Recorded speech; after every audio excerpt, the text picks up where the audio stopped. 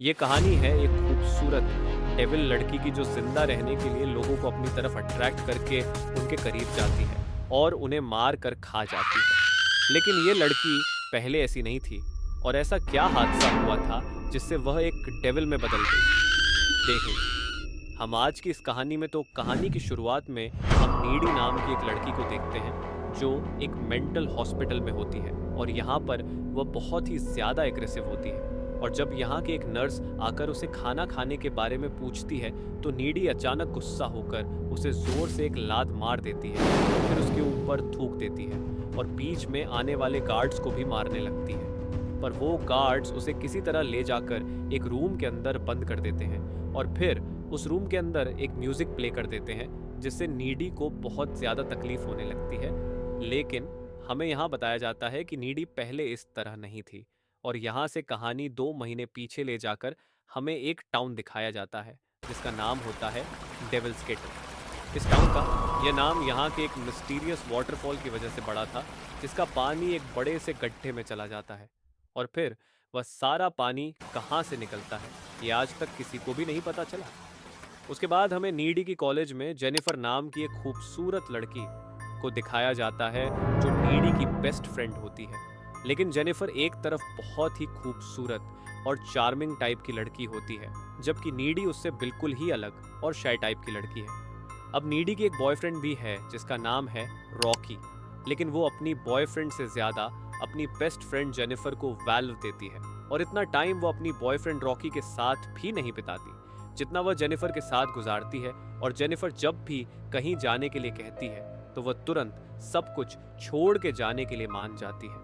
अब शाम को जेनिफर के साथ क्लब जाने का प्लान था तो नीडी फटाफट तैयार होकर जेनिफर के साथ जाने लगती है, मगर रॉकी को यह बात अच्छी नहीं लगती। फिर दोनों क्लब में जाकर कुछ लोगों से मिलते हैं और यहाँ पर जेनिफर की मुलाकात निकोला नाम के एक बैंड मेंबर से होती है। निकोला दरअसल काफ़ी फेमस होता है तो इसलिए फर उससे बात करने लगती है और उसकी हैंडसम लुक देखकर वह उससे इम्प्रेस हो जाती है और फिर उसके लिए एक ड्रिंक भी लेने जाती है। लेकिन तभी निकोला जेनिफर के बारे में उल्टी सीधी बातें करने लगता है जो पास से ही नीडी सुन लेती है और उसको वह बिल्कुल भी पसंद नहीं आता। जिसके बाद वह सब कुछ जेनिफर को बताती है लेकिन जेनिफर इन बातों को इग्नोर कर देती है। और तभी निकोला का बैंड परफॉर्मेंस भी शुरू हो जाता है और सब निकोला की परफॉर्मेंस देखने लगते हैं। सब कुछ ठीक चल रहा था लेकिन कुछ ही समय के बाद अचानक से क्लब में आग लग जाती है जिससे चारों तरफ भाग दौड़ मच जाती है और बहुत सारे लोगों पर आग भी लग जाती है। लेकिन नीडी तुरंत जेनिफर को लेकर बाहर निकल जाती है और दोनों बच जाते हैं। लेकिन बाहर आने के बाद उनके पास निकोला आता है और जेनिफर को अपने साथ चलने के लिए कहता है। जेनिफर तो पहले से ही निकोला को देखकर इम्प्रेस हो गई थी तो वो मान जाती है और उसके साथ जाने लगती है। पर नीडी जेनिफर के जाने से बहुत परेशान हो जाती है और उसे मना करने लगती है क्योंकि निकोला जेनिफर के लिए एक अनजान लड़का था और उसे निकोला पर बिल्कुल भी भरोसा नहीं था। मगर जेनिफर नहीं मानती और उसके साथ गाड़ी में बैठकर चली जाती है। इसके बाद नीडी घर आ जाती है और परेशान होकर रॉकी को कॉल करके सारी बातें बताती है और जेनिफर के बारे में चिंता करने लगती है कि उसके साथ कोई अनहोनी ना हो जाए। तभी अचानक नीडी की डोर बेल बजती है तो वह दरवाजा खोलने जाती है पर दरवाजा खोलकर उसे वहां कोई भी नहीं दिखता। जिसके बाद वो अंदर आने लगती है पर तभी उसे घर के अंदर से कुछ आवाजें सुनाई देती हैं तो वह घबराते हुए जब अंदर जाकर देखती है तो वहां नल से पानी गिर रहा था। लेकिन जैसे ही वह घूमती है तो जेनिफर को सामने देखकर डर जाती है क्योंकि जेनिफर के मुंह में खून लगा हुआ था। तो वो उससे पूछती है कि क्या हुआ, पर वो उसे देखकर ईवल जैसी स्माइल देने लगती है। जिसके बाद वह फ्रिज के अंदर से कच्चा मीट निकाल कर खाने लगती है और जानवरों की तरह आवाज़ निकालने लगती है और फिर अजीब तरह से काले खून की उल्टी करने लगती है। ये सब देखकर नीडी बहुत ज़्यादा डर जाती है और फ़ोन करके रॉकी को बताने ही वाली होती है कि तभी जेनिफर उसको पकड़कर अजीब हरकतें करने लगती है और उसे देखकर ऐसा लग रहा था कि वह नीडी को मार डालेगी। लेकिन फिर वो नीडी को छोड़कर वहां से चली जाती है। जेनिफर को अचानक क्या हो गया और क्या कोई भयानक आत्मा उसके अंदर आ गई है, ये हमें कहानी में आगे पता चलेगा। फिर अगली सुबह नीडी कॉलेज में बैठकर पिछली रात के बारे में सोच रही होती है। तभी वहां पर जेनिफर आती है, जो पूरी तरह से नॉर्मल थी। ये देखकर नीडी शॉक हो जाती है और जेनिफर से बीती रात के बारे में पूछ पाती इससे पहले प्रोफेसर क्लास में आ जाते हैं और पिछली रात क्लब में जलकर मारे गए लोगों के बारे में बात करने लगते हैं। पर जेनिफर ये सब कुछ सुनते हुए हंसने लगती है और नीडी को ये बहुत अजीब लगता है। वहीं प्रोफेसर की बातें सुनकर जोन्स नाम का एक लड़का, जो फुटबॉल टीम का एक कैप्टन है, वो रोने लगता है, क्योंकि कल रात के आग में इसका एक दोस्त भी जलकर मर गया था। फिर क्लास के बाद नीडी रॉकी से मिलकर बीती रात के बारे में कहने लगती है कि रात को जेनिफर उसके घर में आकर अजीब तरह का हरकतें कर रही थी। वही हम देखते हैं कि स्कूल के फुटबॉल टीम का कैप्टन जोनस ग्राउंड में खड़ा होकर अपने दोस्त के मौत से बहुत ही ज्यादा दुखी था। तभी जेनिफर उसके पास आती है और उसके दोस्त के लिए सिंपैथी देने लगती है और उसको बातों बातों में पहला फुसलाकर जंगल में ले जाती है। फिर जंगल में जाने के बाद दोनों किस करने लगते हैं और यहाँ जंगल के बहुत सारे जानवर आकर उन्हें देखने लगते हैं, जिससे जोन्स को थोड़ा अजीब लगने लगता है। पर यह सब इग्नोर करते हुए जेनिफर अपने कपड़े उतार कर उसे और करीब लाने की कोशिश करती है, लेकिन उसके बाद अचानक वह जोन्स को धक्का दे देती है और देखते ही देखते वो ईविल के रूप में आकर जोन्स पर हमला कर देती है। वहीं प्रोफेसर ग्राउंड में ही थे और वह जोन्स की चीख सुनकर वहां पर जाते हैं और जाते ही वह देखते हैं कि जोन्स को किसी ने बहुत ही बेरहमी से मार दिया है, जिसके बाद वह जल्दी से पुलिस को इन्फॉर्म करते हैं। पुलिस आकर इन्वेस्टिगेशन शुरू कर देती है। जोन्स की मॉम भी वहां आ गई थी और अपने बेटे की ऐसी भयानक मौत देखकर वो रोने लगती है।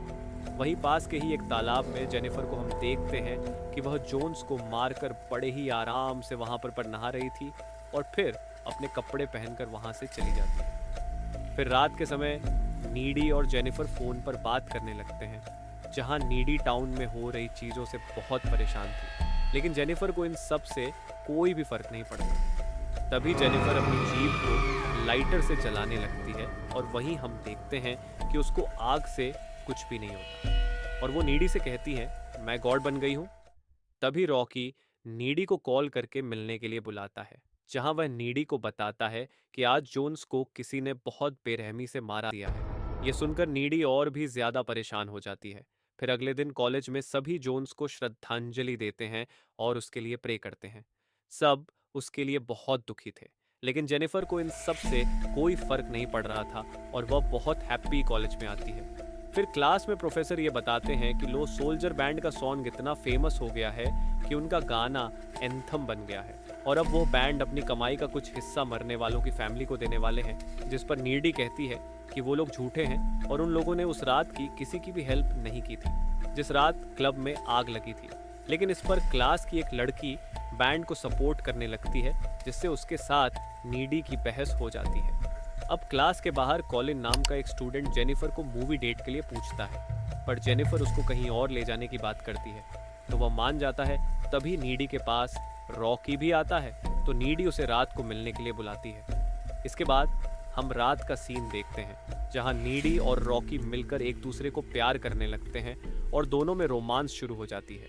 वही कॉलिन को जो जेनिफर मैसेज करके एक अंडर कंस्ट्रक्शन घर में बुलाती है, तो वह भी गाड़ी लेकर उस जगह पर पहुंच जाता है। लेकिन वहां पहुंचकर वह देखता है कि यह जगह बिल्कुल सुनसान है और उस घर का दरवाजा भी बंद है, तो वह खिड़की से अंदर चला जाता है और जेनिफर को ढूंढने लगता है, जहां जेनिफर ने बहुत सारे कैंडल सजा कर रखा था।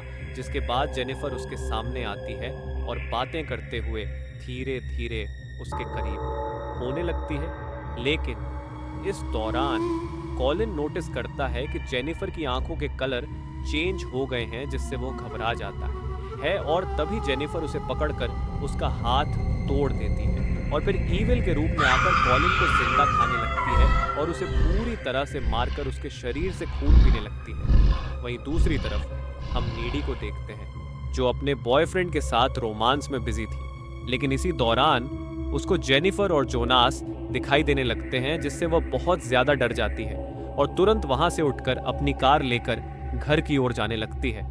लेकिन कुछ दूर आगे जाते ही रास्ते में अचानक उसे जेनिफर दिखाई देती है, तो वह डर के मारे कार रोक लेती है और तभी फिर से जेनिफर आकर उसे डराने लगती है। जिसके बाद नीडी डरी हुई हालत में जल्दी से अपने घर आ जाती है और घर आकर रोने लगती है। फिर किसी तरह खुद को शांत करके जैसे ही अपने रूम में सोने जाती है, तभी वह देखती है कि जेनिफर पहले से ही उसके बेड पर है, जिससे वह बहुत ज्यादा डर जाती है।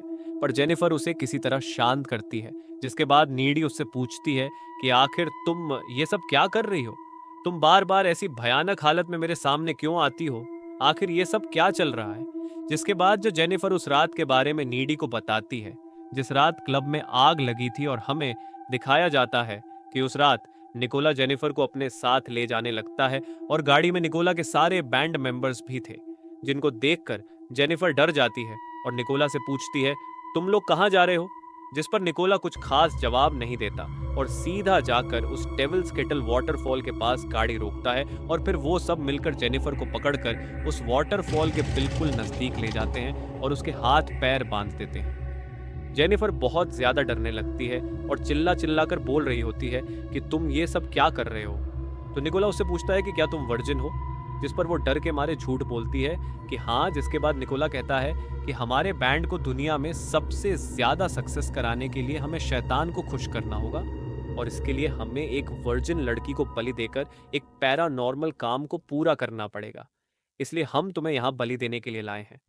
ये सुनकर जेनिफर चिल्लाने लगती है, लेकिन निकोला उसकी एक नहीं सुनता और जेनिफर के पेट में चाकू मार देता है, और उसे मारने के बाद चाकू को उस वाटरफॉल के गड्ढे में फेंक देता है और जेनिफर को वहीं पर छोड़कर सब चले जाते हैं। अब जेनिफर नीडी को बोलती है कि पता नहीं क्या हुआ था, पर उनके मारने के बाद भी मुझे अचानक होश आ गई और उस रात मैं सीधा तुम्हारे पास आ गई और मुझे बहुत ज्यादा भूख लगी थी, इसलिए मैंने फ्रिज से कच्चा मांस निकालकर खाने लगी।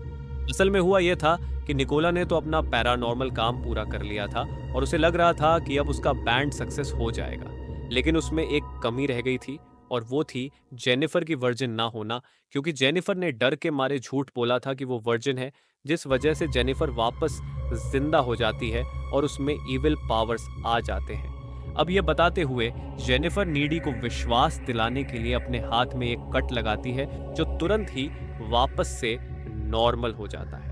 अब यह सब देखकर नीडी काफी ज्यादा डर जाती है और जेनिफर को वहां से जाने के लिए बोलती है, जिसके बाद जेनिफर उसके घर की विंडो से कूदकर वहां से चली जाती है। पर नीडी को यह देखकर अजीब लग रहा था कि वह इतनी ऊंचाई से कैसे कूदकर यहां से चली गई। फिर अगले दिन नीडी जनी के साथ जो कुछ हो रहा है उसके बारे में पता लगाने लाइब्रेरी जाती है, और वहां पर कुछ बुक्स पढ़ने के बाद नीडी को यह पता चलता है कि निकोला ने जेनिफर को वर्जिन समझकर उसकी बलि दे दी थी, पर उसके वर्जिन ना होने से उल्टा ईविल ने जेनिफर के बॉडी में कब्जा कर लिया और उसके अंदर ईविल की पावर्स आ गई, और उसे ये भी पता चलता है कि अगर जेनिफर को जिंदा रहना है तो उसे इंसानों को मार कर खाते रहना होगा, और जेनिफर को मारने का बस एक ही तरीका है, उसके दिल पर वार करना।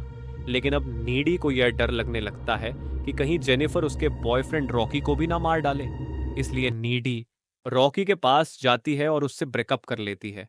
साथ ही उसे वह बुक दिखाकर सब कुछ बताती है कि जेनिफर अब एक डेविल बन चुकी है, लेकिन इस बात पर रॉकी विश्वास ही नहीं करता और वहां से चला जाता है।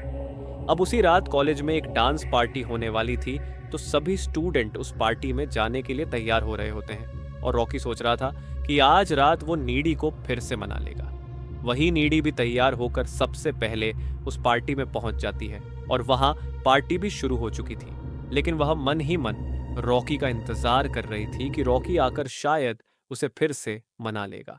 दूसरी तरफ रॉकी पैदल ही अपने घर से पार्टी में आ रहा होता है, लेकिन तभी रास्ते में उसे जेनिफर मिलती है, जो नीडी के बारे में उससे बात करने लगती है और कहती है कि मुझे पता है नीडी ने तुमसे ब्रेकअप कर लिया है, और जो भी हुआ ठीक ही हुआ, क्योंकि नीडी जैसी लड़की तुम्हारे जैसे समझदार लड़के को डिजर्व नहीं करती, वो एकदम बोरिंग टाइप की लड़की है। अब ये सब बातें सुनकर रॉकी सैड होने लगता है, और तभी जेनिफर उसे रिझाने लगती है और बातों ही बातों में उसे अपने साथ रिलेशन में आने के लिए मनाती है। पार्टी में नीडी को ऐसा एहसास होने लगता है कि शायद जेनिफर उसके बॉयफ्रेंड के साथ कुछ बुरा करने वाली है, इसीलिए वह परेशान होकर रॉकी को ढूंढने के लिए पार्टी से बाहर आकर सीधा रॉकी के घर पहुंच जाती है, जहां रॉकी की मॉम उसे बताती है कि वो तो करीब 20 मिनट पहले ही पार्टी के लिए पैदल निकल चुका था। दूसरी तरफ जेनिफर रॉकी को और उसके साथ इंटीमेट होने की बात करती है, लेकिन रॉकी कहता है कि वह अभी भी नीडी से बहुत प्यार करता है और तभी गुस्सा होकर जेनिफर रॉकी को पानी में गिरा देती है और उसे मारना शुरू कर देती है। वहीं नीडी रॉकी को ढूंढ रही होती है। तभी रास्ते में उसे एक फूल पड़ा दिखता है, जिससे वह समझ जाती है कि यही कहीं आसपास ही जेनिफर रॉकी को लेकर गई होगी। तभी उसे रॉकी के चिल्लाने की आवाज सुनाई देती है, तो वो तुरंत ही उस वीरान खंडरई नीडी देखती है कि जेनिफर शैतानी रूप में आकर रॉकी को जख्मी करके खून पीना शुरू करती है, जो देखकर वो भी रॉकी को बचाने के लिए पानी में कूद जाती है और रॉकी को जेनिफर से छुड़ा लेती है और फिर उसे किसी तरह बचाकर ऊपर लेकर आती है। लेकिन इसके बाद जेनिफर सामने आकर नीडी को भी मारने वाली होती है। तभी रॉकी एक स्टील की पाइप से जेनिफर के पेट में वार कर देता है, जिससे जेनिफर जख्मी हो जाती है। लेकिन उसके अंदर शैतानी शक्ति की वजह से वो नहीं मरती और पाइप को निकालकर उस खंडरई है। वहीं रॉकी को जेनिफर ने बहुत ज्यादा जख्मी कर दिया था और उसका बहुत सारा खून भी बह गया था, इसलिए वो नीडी से आखिरी बार बातें करते हुए अपना दम तोड़ देता है। इसके बाद अगले सीन में हम देखते हैं कि नीडी ये डिसाइड कर लेती है कि जेनिफर से वो अपने बॉयफ्रेंड का बदला लेकर रहेगी। वही जेनिफर को दिखाया जाता है जो बहुत ही आराम से अपने बेड में सोकर एक और लड़के को शिकार बनाने की सोच रही थी। तभी नीडी उसके घर की विंडो तोड़ के अंदर आकर उस पर हमला कर देती है, जिसके बाद दोनों के बीच एक जबरदस्त लड़ाई शुरू हो जाती है। लेकिन इस दौरान जेनिफर नीडी के कंधे पर काट लेती है, जिसके बाद नीडी एक कट्टर नाइफ से जेनिफर के दिल पर वार कर देती है, जिससे वहीं पर उसकी मौत हो जाती है। इसी बीच जेनिफर की मॉम वहां पर आ जाती है और नीडी को जेनिफर को मारते हुए देख लेती है, जिसके बाद जेनिफर के खून के इल्जाम में नीडी को एक मेंटल हॉस्पिटल में भेज दिया जाता है। अब यहाँ से कहानी वापस प्रेजेंट में आती है और हम देखते हैं कि लड़ाई के दौरान जब जेनिफर ने नीडी के कंधे पर काटा था, तभी से नीडी के अंदर भी वो सारी शैतानी शक्तियां धीरे धीरे आ गई थी, जिसके बाद नीडी अपनी शक्ति से ऊपर हवा में उठकर उस जेल की विंडो तोड़कर बाहर आ जाती है और वहां से सीधा उस झरने के पास पहुंचती है जहां पर जेनिफर की बलि दी गई थी, और वहां उसे वो चाकू भी मिल जाती है जिससे निकोला ने जेनिफर को मारा था।